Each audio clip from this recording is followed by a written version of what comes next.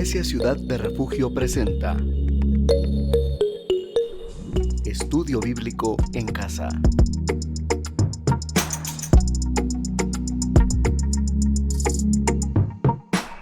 Estamos hablando sobre el libro de Apocalipsis, específicamente el capítulo 13. Este capítulo 13 tiene varias partes importantes. Los primeros 10 versículos tocan el tema del anticristo. A partir del verso 11 en adelante hasta el 18 me parece, tocan el tema del falso profeta. Y también nos hablan sobre el 666 y el número de la bestia o el número del anticristo. Son temas muy actuales y que nosotros tenemos que conocer y manejar con cierta capacidad, con cierta profundidad, porque no debemos ser ignorantes acerca de las maquinaciones de Satanás y tampoco debemos ignorar aquello que Dios desde antes de la fundación del mundo ya preparó y planificó. Yo soy el pastor Eric Muñoz y me da mucho gusto que ustedes estén ya en este programa Estudio Bíblico en Casa. Si tienen su Biblia, me gustaría que la abran al capítulo 13, por favor, de Apocalipsis, capítulo 13. Dice: me paré sobre la arena del mar y vi subir del mar una bestia que tenía 7 cabezas y 10 cuernos. En sus cuernos tenía 10 diademas, es decir, cada cuerno tenía una diadema, y sobre sus cabezas nombres de blasfemia. La bestia que vi era semejante a un leopardo, sus pies eran como de oso y su boca como boca de león. El dragón le dio su poder, su trono y su gran autoridad. Vi una de sus cabezas como herida de muerte, pero su herida mortal fue sanada. Toda la tierra se maravilló en pos de la bestia y adoraron al dragón que había dado autoridad a la bestia, y adoraron a la bestia diciendo: ¿quién como la bestia y quién podrá luchar contra ella? También se le dio boca que hablaba arrogancias y blasfemias, y se le dio autoridad para actuar por 42 meses, y abrió su boca para blasfemar contra Dios, para blasfemar de su nombre, de su tabernáculo y de los que habitan en el cielo. Se le permitió hacer guerra contra los santos y vencerlos. También se le dio autoridad sobre toda tribu, pueblo, lengua y nación. La adoraron todos los habitantes de la tierra, cuyos nombres no estaban escritos desde el principio del mundo en el libro de la vida del Cordero que fue inmolado. Si alguno tiene oído, oiga, dice la palabra. Vamos a detenernos acá y vamos a seguir con este estudio tan importante. Hemos cubierto ya, me parece, 2 o 3 capítulos sobre este tema, es decir, 2 o 3 programas ya sobre este tema, y hoy vamos a seguir con este capítulo 13. No podemos avanzar de allí porque creo que es una parte muy esencial y que nosotros debiéramos entender muy bien qué es lo que Dios nos está diciendo. ¿Qué les parece si hacemos oración? Amado Padre, te damos gracias por la palabra. Gracias, Señor, por la oportunidad. Por favor, Señor, ordena nuestros pensamientos según tu misericordia y tu gracia. Y allá en casa, Señor, o donde quiera que estén sintonizándonos, que tu palabra corra y fluya con revelación. Llevamos cautivo todo pensamiento que se levanta contra el conocimiento de Cristo y ordenamos a nuestra mente que se enfoque en ti y nuestros pensamientos, porque tu palabra dice que tú guardarás en completa paz a aquel cuyo pensamiento en ti persevera, porque en ti ha confiado, Señor. Muchas gracias, Padre. Recibimos esa palabra, recibimos tu dirección, lo hacemos con gratitud y con confianza en ti, Padre, en el nombre maravilloso de Jesús. Amén. Seguramente en alguna ocasión ustedes oyeron hablar del famoso dúo dinámico, que eran Batman y Robin. Pues aquí en este capítulo 13 aparece un dúo que no es dinámico, sino diabólico. Y es precisamente el anticristo y aparece el falso profeta. El anticristo va a gobernar a nivel político, a nivel de Estado, mientras que el falso profeta va a tener su influencia, lógicamente, a nivel de una religión mundial. Todo este escenario ya está siendo preparado. Hay un clamor mundial porque exista solamente un nuevo orden a nivel del mundo, y ese nuevo orden sea inclusivo, incluyente, sea tolerante. Existe un clamor mundial para que todos podamos vivir, entre comillas, en paz y amor. Que técnicamente no es malo querer vivir en paz y amor, pero en realidad esa paz y ese amor se va a buscar en razón de sacrificar principios y valores eternos de la palabra de Dios, que en este momento para muchas personas son los culpables, los principios de Dios son los culpables de que nuestra sociedad no viva en perfecta armonía o en perfecta paz, porque nosotros los cristianos y específicamente la palabra de Dios es la que señala el pecado del hombre y por supuesto el hombre no quiere que ese tema se toque ni que sea señalado, mostrado su pecado, ¿verdad? Ninguno de nosotros quiere que eso no suceda. Por eso mismo es que hay un clamor por una religión mundial también. Así que del lado del anticristo, él va a trabajar a nivel político como un gobierno casi mundial, ¿verdad? Porque yo no estoy de acuerdo en que el gobierno del anticristo, es decir, la población entera del mundo va a caer bajo su autoridad. Creo que una parte de la tierra no caerá bajo la autoridad del anticristo y dos terceras partes sí van a estar bajo su autoridad, pero es lo que yo percibo por lo que leo ahí, pero al fin y al cabo, ¿quién soy yo, verdad? Así que es mi opinión nada más. Muy bien, entonces el anticristo va a tener ese gobierno casi mundial y el falso profeta va a tener la influencia de una religión universal. Van a ir mano a mano.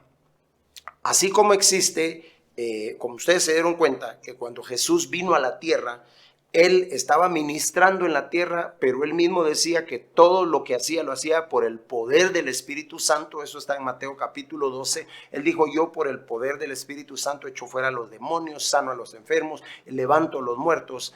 Así como Jesús fue ungido por el Espíritu Santo, y Lucas 4:18 así nos lo cuenta, de esa misma manera, en esa misma forma, Satanás va a querer imitar todo lo que Cristo ha hecho, porque recuerden que anticristo es en contra de Cristo, pero que también quiere ocupar el lugar de Cristo. Satanás va a querer imitar eso mismo, entonces va a levantar a su ungido, que va a ser el anticristo, y a la par de ese ungido va a levantar un pseudo Espíritu Santo, y por supuesto no es el Espíritu Santo, pero un pseudo poder espiritual que va a ser el falso profeta, que va a ungir y que va a ir haciendo señales y maravillas, va a empoderar al anticristo para que entonces la gente crea en él y le rinda culto.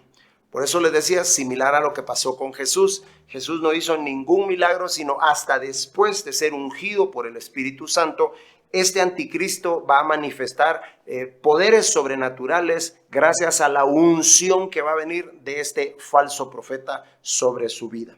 De la misma manera también que hay una santa Trinidad, está el Padre, el Hijo y el Espíritu Santo, hay una Trinidad diabólica también, hay una Trinidad perversa. Está el dragón, que es el que aparece acá, luego está la bestia que surge del mar y está la bestia que surge de la tierra.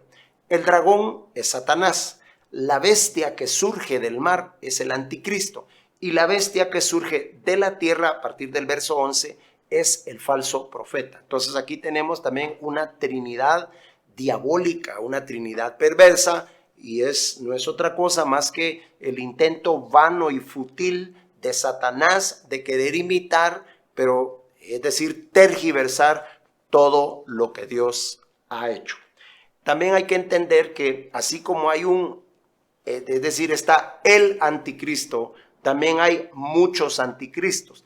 Ya leímos en un programa anterior cómo Juan nos dice que ya hay anticristos aquí en la tierra, pero que el anticristo viene. Entonces hay un anticristo con A mayúscula, que es el anticristo, y hay anticristos con A minúscula, que son manifestaciones en miniatura o pequeñas réplicas del verdadero anticristo, pero que esas pequeñas réplicas obviamente operan por la influencia o bajo la influencia del espíritu del anticristo.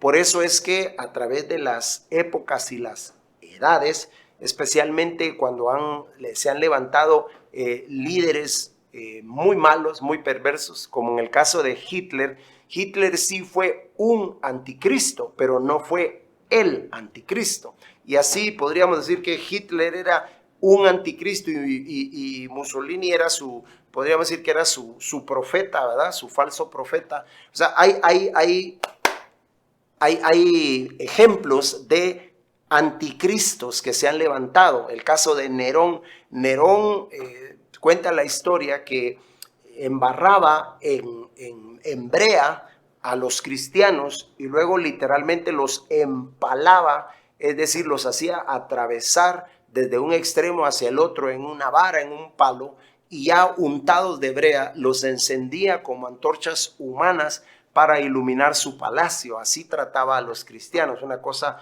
verdaderamente atroz que solo puede surgir en el corazón de un anticristo. Entonces, para la época de la iglesia primitiva, Nerón sí fue un anticristo, pero no fue el anticristo que aparece aquí en Apocalipsis. Operó bajo ese espíritu. Lo mismo fue Hitler y así también otros líderes mundiales que han causado mucho daño a la humanidad.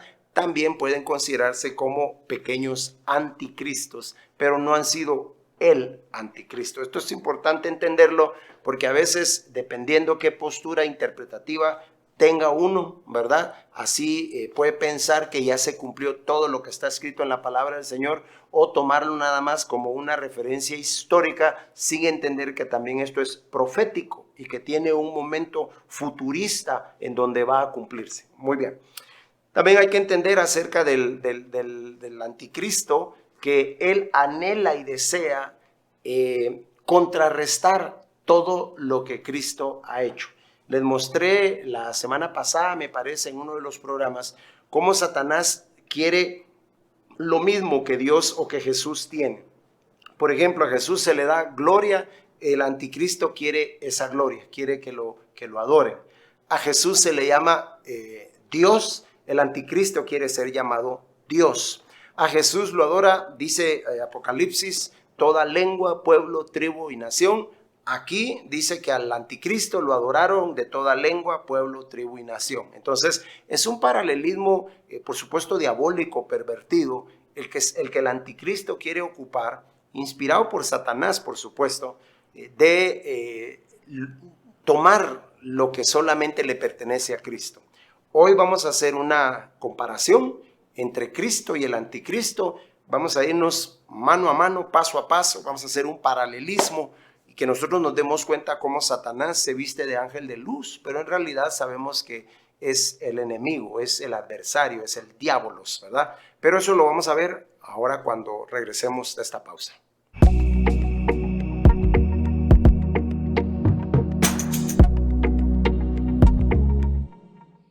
El Señor es mi fortaleza y mi roca fuerte. Por las noches te alabo, y al amanecer también.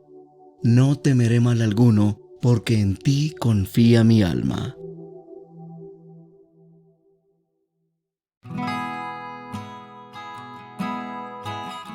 ¿Tienes un minuto para hablar con Dios? Él quiere escucharte, pero también hablarte y ayudarte en toda necesidad. Llama al 4172-8205 y alguien te apoyará en consejo y oración a Dios. Línea de refugio 4172-8205, disponible las 24 horas.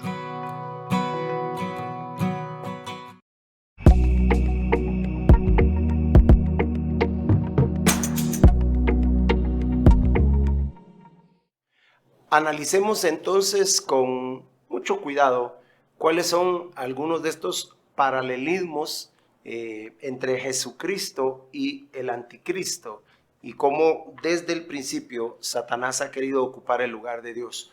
Usted lo ha leído en Isaías 14 y en Ezequiel 28, cómo Satanás pensó en ocupar el trono de Dios. No lo ha logrado, por supuesto, nunca lo va a lograr, pero en su intento vano, él pues tiene ciertos logros, se le da cierta libertad, el Señor le permite ciertas cosas y esto lo hace engañosamente pensar a él, pues que está logrando lo que siempre quiso. Por supuesto, está lejos de lograr tal cosa. Vean el paralelismo. Número 1, en el Antiguo Testamento, Cristo aparece en muchas de las profecías del Antiguo Testamento. De hecho, hay más de 36 profecías específicas que se cumplieron acerca de Cristo Jesús cosa que en la ley de las probabilidades es simplemente imposible, porque estamos hablando en sumas de cuatrillones o de trillones para que algo así se cumpla en la vida de una sola persona. Pero así es, se cumplió porque es Dios el que tiene el control de la historia. Pero también, asimismo, hay muchas referencias al anticristo. El libro de Daniel nos habla de esto, el libro de Ezequiel nos habla de un falso pastor también. Entonces hay referencias también al anticristo. Otro paralelismo a considerar es que el Señor Jesucristo tiene muchos tipos en el Antiguo Testamento. Tiene muchos tipos es decir, muchos personajes que de alguna manera lo representaban a él, por supuesto no en todas las áreas de su conducta, de su vida, pero sí fueron de cierto modo representantes o figuras, mejor dicho, de Jesucristo. Por ejemplo, el caso de José. José es vendido por sus hermanos, Cristo es traicionado por Judas, José perdona a sus hermanos, Cristo nos perdonó a nosotros. José llega a ser un señor después de haber descendido a lo más profundo de la cárcel, llega a estar encima en autoridad. Cristo descendió a lo más profundo de la tierra, luego es levantado como el nombre sobre todo nombre, y así José es una figura de Jesucristo. Así como han habido figuras de Jesucristo en la Biblia, también ha habido figuras del anticristo que Dios nos mostró. El caso de Caín es una figura del anticristo. El caso de Faraón es una figura de un anticristo. En el caso de Absalón es una figura de un anticristo. Y así por el estilo hay personajes que también sirven de ejemplo de lo que será el anticristo que está pronto para revelarse. Número 3. Si nos damos cuenta, Cristo Jesús se manifestó o se reveló en el tiempo establecido por Dios. Gálatas dice que cuando se cumplió el tiempo establecido por Dios, Cristo Jesús vino y se manifestó, se reveló naciendo de una mujer. Es decir, había un tiempo específico para que se manifestara. Aunque Cristo ya estaba, ahí ya habían sombras y figuras de él en todo el Antiguo Testamento, había un momento específico determinado por Dios para que se manifestara. Lo mismo es con el anticristo. El anticristo ya está dando pinceladas, ya vemos muchas de sus acciones, como ya mencioné, reveladas en acciones como la de Hitler y como la de algunos otros líderes mundiales, pero que hay un momento, una fecha y un lugar específico determinado por Dios para que el anticristo se manifieste. Así como Cristo tenía una hora y un lugar para manifestarse, el anticristo tiene una hora y un lugar determinados para manifestarse también. Son los paralelismos que estamos considerando. Bueno, Cristo fue un hombre real, es decir, es un personaje histórico. Cristo no es solo una representación del bien, ¿verdad? Ni es una alegoría. Él fue un personaje real que vivió, comió, durmió, se enojó, lloró, se cansó. Es decir, es un personaje real. De la misma manera, el anticristo será un personaje real. Esto es por aquellos que consideran que el anticristo es solo una representación simbólica y que Juan estaba hablando de la representación simbólica del mal y de todas esas cosas. No, señores, el anticristo tiene un nombre y un apellido y es una persona real, con papás, con abuelos, con hijos posiblemente. Bueno, tal vez no con hijos, porque ya vamos a ver que según Daniel capítulo 11, no le gustan las mujeres, dice Daniel capítulo 11. Entonces, ya vamos a hablar de eso, pero sí es un personaje real, no es una mitología ni una representación nada más alegórica, es un personaje real. Bueno, Cristo fue más que un hombre, porque sabemos que Cristo fue Dios, sabemos que Él fue Dios. Lo interesante es que el anticristo, siendo hombre, se hace llamar Dios y se pone en el templo de Dios y ocupa el lugar de Dios, aunque él realmente no es Dios, pero no por eso no se hace llamar Dios. Interesante, porque cuando Jesucristo manifestó que él era Dios, y en el libro de Juan específicamente, él les dijo, antes que Abraham fuese, yo soy. Él les dice, yo soy el camino, la verdad y la vida, yo soy el pan que descendió del cielo. Cuando él expresa su divinidad, mucha gente quiere apedrearlo, lo rechazan, hay una confusión terrible ahí, se levanta un grupo en contra. Pero interesante que cuando el anticristo se hace llamar Dios, la Biblia dice que toda la gente de toda lengua, pueblo, tribu y nación se postraron y lo adoraron. Muy, muy interesante esto, porque en esos momentos el anticristo, Satanás mismo, va a creer que logró su objetivo de ganar o de recibir o de tomar la gloria y la adoración de todas las personas de la tierra, cosa que no va a ser así. Pero es curioso porque eso es lo que él busca también. De alguna manera podríamos decir que Jesucristo era Dios hombre y el anticristo va a ser hombre Dios, es decir, un hombre que se cree Dios. Jesucristo era Dios que se hizo hombre. Miren qué interesante esto. Vean la diferencia entre el anticristo y Jesucristo. Cristo siendo Dios se hizo hombre. El anticristo siendo hombre se va a querer hacer un Dios. Así va a funcionar esto. Muy bien. Una sexta comparación. Cristo, humanamente hablando, es decir, en lo natural, era judío. Sabemos que él viene de la tribu de Judá. La Biblia en Lucas y en Mateo nos muestran la genealogía de Cristo, tanto a través de José como a través de María. Entonces, Jesús era judío, eso lo sabemos. Y se dice que el anticristo probablemente también va a ser judío. Y les voy a decir por qué se cree que el anticristo va a ser un judío. En el libro de Daniel, en el capítulo 11, dice que este malvado, este inicuo, no va a respetar ni a amar al Dios que sus padres amaron y respetaron. Y también dice que va a menospreciar el pacto que sus padres, por el que sus padres habían vivido con su Dios.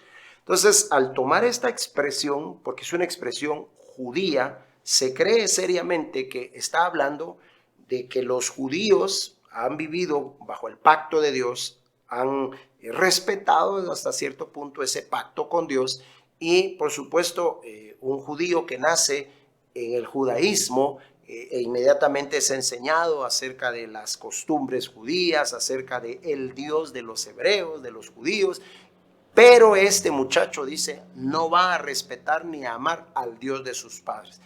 Esa relación, esa referencia nos indica y nos da una buena base para creer que el anticristo va a ser judío. Entonces hay que tomar nota de esto.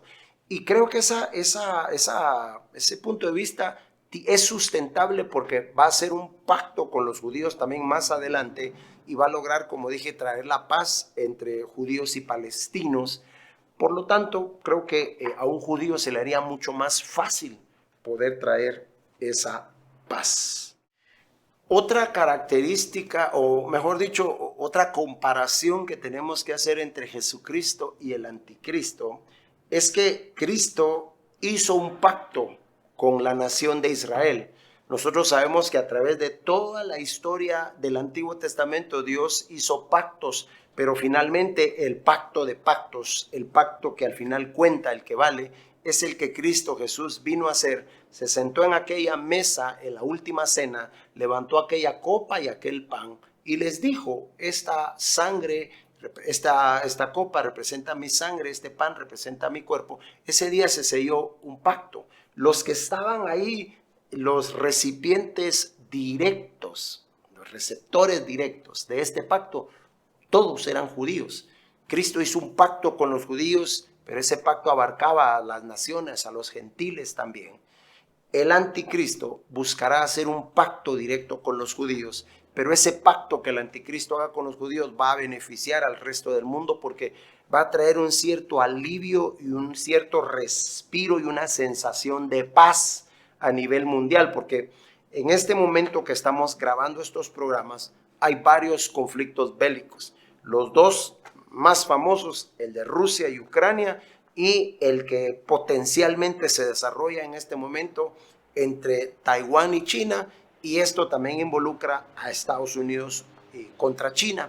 Esos son los dos conflictos que están en auge en este momento, y el mundo tiene una sensación de inestabilidad, la economía, el precio del petróleo, de los combustibles, todo está siendo afectado, hay una inflación grande, las economías se derrumban. El sentido que hay en este momento, o el sentimiento que hay, es de mucha inestabilidad. El COVID ha creado inestabilidad, y ahora esta inestabilidad política, todo el mundo está seriamente preocupado por la potencialidad de una tercera guerra mundial, obviamente iniciada por China y Estados Unidos.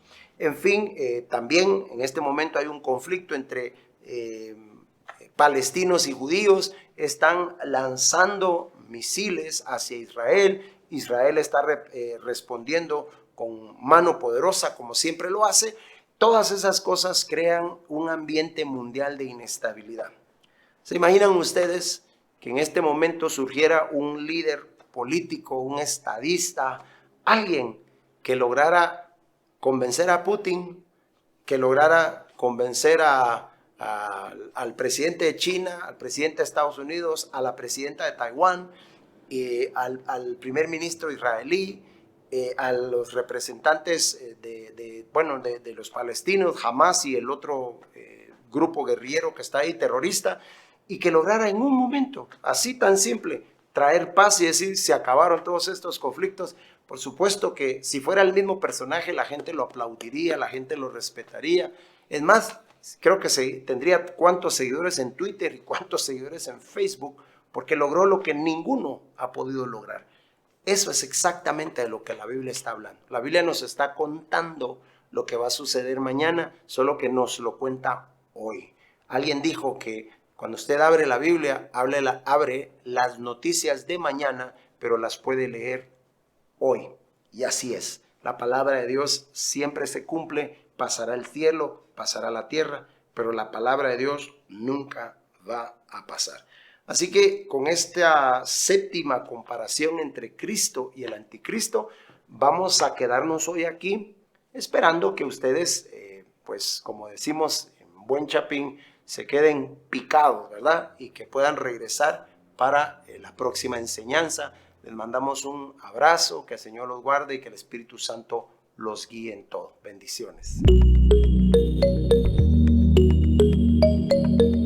Iglesia Ciudad de Refugio presentó Estudio Bíblico en Casa. Le esperamos en una próxima oportunidad.